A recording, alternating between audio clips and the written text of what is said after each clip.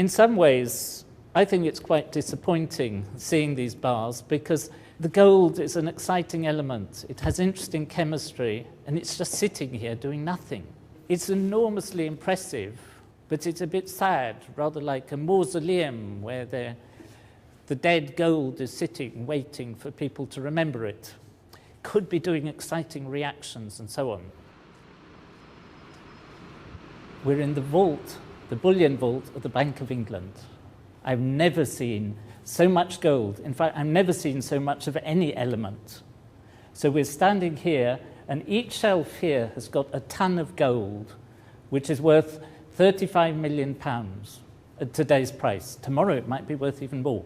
It's very secure. We've been through a whole series of security checks. No money is allowed here to make sure we don't take anything out. And so we're both really excited to be here. So the camera may be shaking with Brady's excitement. I've never seen large lumps of gold, and to see it all round is extraordinary. One's first reaction is that it can't possibly be real, because normally you don't see such things. Looks like chocolates in the duty-free at the airport or something like that. But these really are solid gold bars, and it's quite extraordinary.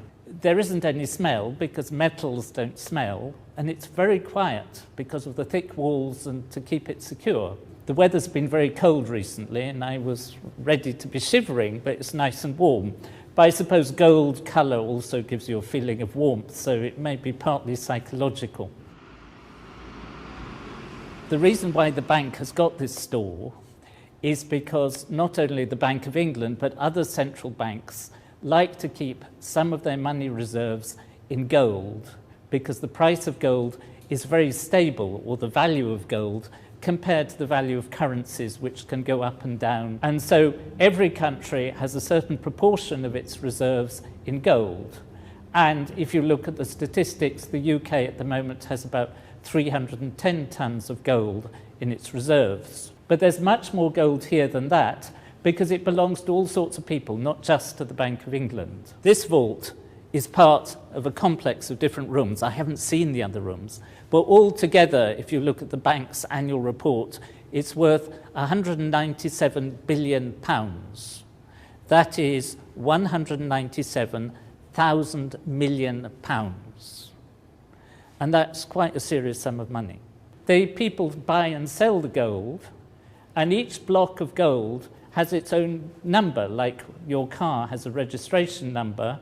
And when people buy and trade the gold, they don't actually take the bar home, but just that number is transferred from the seller's account to the buyer's account. And the gold just sits here quietly.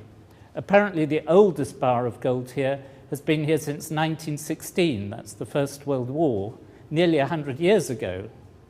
But the beauty of gold as a chemical element is that it's very unreactive.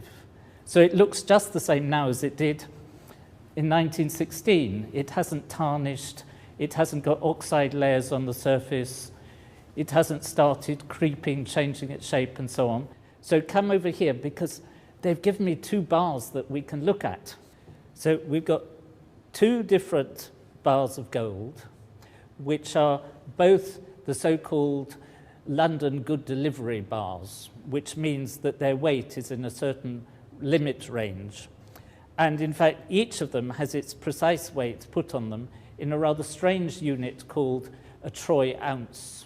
So this one is 399.100. This one was made in Australia, and this one apparently came from Switzerland and is slightly heavier, 400.075.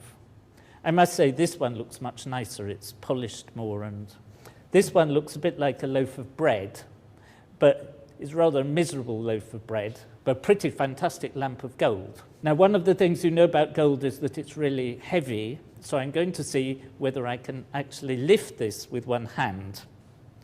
And I can sort of lift it, but not easily. Two hands is quite easy. So this weighs, each of these in more understandable units, weighs something like 12.4 kilos or 28 pounds.